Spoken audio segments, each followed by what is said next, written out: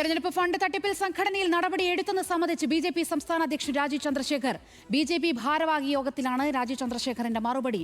പുറത്തിറങ്ങി നടക്കാൻ കഴിയാത്ത അവസ്ഥയിലാണെന്ന് നേതാക്കൾ യോഗത്തിൽ പറഞ്ഞു. സംഘടനയിൽ അച്ചടക്ക ലംഘനം ആര് നടത്തിയാലും നടപടി ഉണ്ടാകുമെന്ന് രാജീവ് ചന്ദ്രശേഖർ അറിയിച്ചു. ചന്തു ചന്ദ്രശേഖറുണ്ട് വിവരങ്ങളുമായി. ചന്തു, എന്തായാലും ഈ ഫണ്ട് തട്ടിപ്പിൽ നടപടിയെടുത്തു എന്നുള്ള സ്ഥിരീകരണം വരികയാണ്. ആർക്കൊക്കെ ഏത് തരത്തിലുള്ള നടപടി എന്ന അത്തരത്തിലുള്ള വ്യക്തതയുണ്ടോ?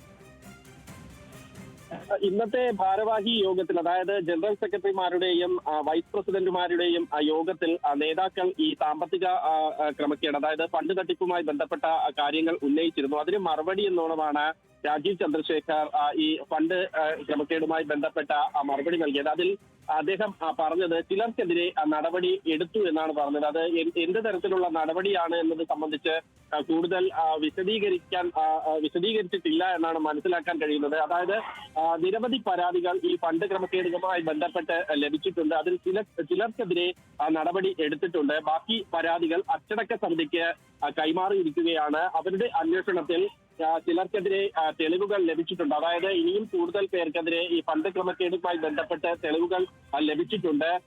ഈ തെളിവുകൾ ലഭിച്ച വ്യക്തികൾക്ക് കാരണം കാണിക്കൽ നോട്ടീസും നൽകിയിട്ടുണ്ട്.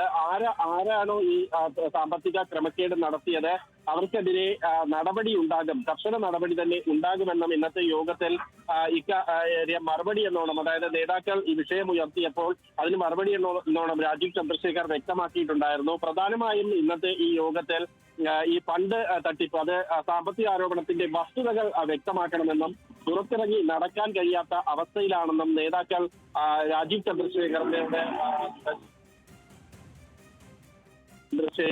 ഇക്കാര്യം വ്യക്തമാക്കിയത്. എന്തായാലും ആര് തന്നെ ഈ അച്ചടക്ക ലംഘനം നടത്തിയാലും, അച്ചടക്ക ലംഘനം പാർട്ടിയിൽ പ്രധാനമാണ്. അച്ചടക്ക ലംഘനം ആര് നടത്തിയാലും അത് വച്ചുപൊറിപ്പിക്കാൻ കഴിയില്ല എന്ന ഒരു താക്കീത് ഇന്നത്തെ യോഗത്തിൽ രാജീവ് ചന്ദ്രശേഖർ നടക്കാൻ കഴിയാത്ത അവസ്ഥയിലേക്കാണ് കാര്യങ്ങളെന്ന് നേതാക്കൾ തന്നെ യോഗത്തിൽ അമർഷം പ്രകടിപ്പിച്ചതോടെയാണ് രാജീവ് ചന്ദ്രശേഖർ നടപടിയെടുത്തു എന്നുള്ള കാര്യം സമ്മതിക്കുന്നത്.